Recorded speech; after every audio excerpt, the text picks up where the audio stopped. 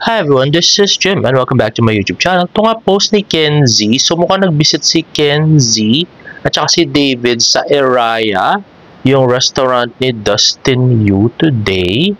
At post ni David Licauco sa kanyang Instagram story, Spicy Tapa. So mukhang may bagong menu. Ayun na nga, limited edition menu item June 1 to 30, 2025 siya sa Sobra Cafe. At next naman ay TikTok video ni Dennis Tayag. Pambansang Ginoo just dropped his new song, I Think I Love You. Let's watch it. Ayan na nga, bigay todo sa pagsasayaw si Dennis Tayag. Ayan. O diba? Feel na feel. At yun, sumama nga si David. Napaka-cute ni David doon. Payong kaibigan lang kay David Licauco. Sana naman kahit papano pag-aralan niyo naman yung dance at saka umataw siya ng konti kasi magandang promotion yun pagka sumasayaw siya, lalo na yung sa mga mall shows niya. Napakagwapo niya tapos sumasayaw-sayaw pa. Parang mga K-pop idol, 'di ba? Mga ganun dapat sana yung yung medyo cool niya ngayon para maiba na. Total mahilig naman siya sa mga challenges, di ba? But why not try dancing para doon sa kanyang kanta? Total, song niya rin naman yun. Pag sumikat yun ng gusto, di ba siya rin naman makikinabang, di ba? Baka makagawa pa siya ng album. So, I would strongly suggest talaga na pag-aralan niya yung dance steps para meron siyang tahataw siya sa di ba, mall shows. Anyway, next nga ay post ni Kenzie sa kanyang Instagram story. Ayan na nga. So, si David Licauco, grabe, gusto ko makita ng personal. Yung naka-topless CD, grabe. No. Ay na, more videos of David Licauco. Ayan, ganda ng likod, di ba? At next naman ay post ni David Licauco sa kanyang Facebook page. Sobrang sarap. The Choi Show, Sobra Cafe, Spicy Tapa, coming soon. Let's watch this. Hey guys, so we are here at the Sobra Cafe. And meron kasing nag-message sa akin na gusto daw niyang matry yung Sobra. So papatry natin siya. Siya yung #1 food vlogger in the Philippines. Sabi niya. sabi ng mama ko. Sabi ng mama ko. Sabi niya kagabi, ikaw #1. Ikaw #1. Eh sabi sa akin na yun nga, gusto kong hatulan, pare. Oo, gusto niyang hatulan. Nakikita ko to sa internet. Talaga? Ang daming pumipili sa Sobra Cafe dahil sobrang masarap daw. Sobrang masarap. So ngayon, sige. susubukan mo na kung medyo masarap o sobrang sarap. Sige. Ito yung beef tapa, ha? Pare, no? Alam mo, hindi naman sa medyo malaki serving niya. Pare yun yung best beef tapa sa Philippines. Sabi ng mama ko. Sabi din ng mama ko yan, kagabi.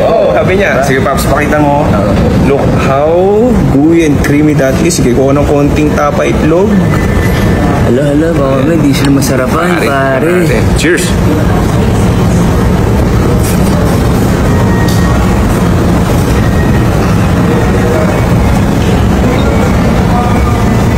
Ang sarap! Weh, Diyos ko po! Hindi, pare. sarap. Pero masarap. Ano? Sino dito ah? Ayun! Masarap. Sobra Cafe. Sobra Cafe sa Opus at saka sa Molito. Dito. Sarap. Ang sabi niya, #1, Chuiso. Follow yun na rin siya, ha?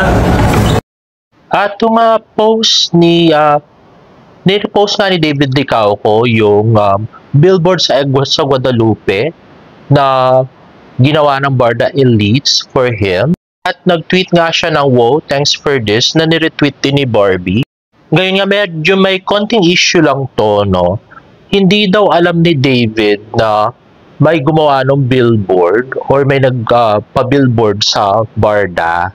So, sabi naman nila, tinag daw nila si David. So, baka nga hindi nakita ni Kenzie. Si Kenzie kasi may hawak nung Twitter ni David. So, sana naman Kenzie, pagka may ganyan na mga pa-billboard para sa para sa birthday ni David, lalo na pinagkagastosan ng mga fans, sana naman sabihin agad kay David para naman siya, makapagpa-thank you naman siya agad, para aware siya, di ba? At ang pinaglalaban nga ng mga distance na naman, ay hindi raw si David ang nag-tweet no, wow, thanks for this. So, ang sinasabi nila ay si Kenzie din daw yung nag-tweet. Kasi nga, di ba sinasabi ni David na si Kenzie may hawak ng Twitter niya. So, pinalilitaw nga ng distance na walang paki si David dun sa Barda Love Team. Kaya hindi siya mismo yung nag-tweet.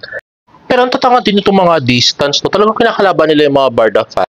Puti pa nga yung mga Barda elite, gumagastos para mapabillboard yung Barda tsaka si David. Sila, puro talak lang sila sa Twitter, di ba? Wala silang ginawang matino. Anyway, ito nga tweet ni Cathy Ko. Grabe, kinikilig ako kay Kenzie, tapos kay David. Lagi niyang bukang bibig si Barbie. Kaloka kay David. In love ka talaga. Gusto niya kapag may regalo kami, dapat meron din daw si Barbie niya. Grabe, mas gusto niya unahin si Bibi niya, si Barbie. Pero kay Kenzie ako nakatitig. Thank you, Mami Ezel, sa gift mo for David and Barbie. O diba, nakita niyo na kung gaano concerned si David kay Barbie. Pag daw meron siyang gift, dapat meron si Barbie. At yun na si David sa Opus kahapon, na naka-cap. At nakakilig nga naman. Bakit na naman laging binabanggit si Barbie? Grabe. Anyway, ito nga tweet ni Coffee Cakes. Nauuso ang pa-billboard, but wait, there's surprise coming your way. Jumbotron, it's not billboard in New York Times Square, all for the love of Barbie Fortesa and David Licao. Ay wow, so magpapa-billboard pa sila sa sa New York Times Square. Ay nice. Napaka-big time talaga nito mga to. Well, hindi pa nakakala tayo mga Disney, no? Kaya nga si Tita Eden at saka si Ilan lagi nalalike sa post about Barda, sa post ng mga sa Instagram post ng David Troops. Kasi nga, di ba? Okay na okay sila sa love team. Yun lang mga Disney talaga yung nakakagigil na parang kumukulo yung ipot nila kay Barbie. Grabe, no? Anyway, guys, if you like this video, please give it a thumbs up and please subscribe to my YouTube channel for more Barda updates. See you on my next vlog. Bye!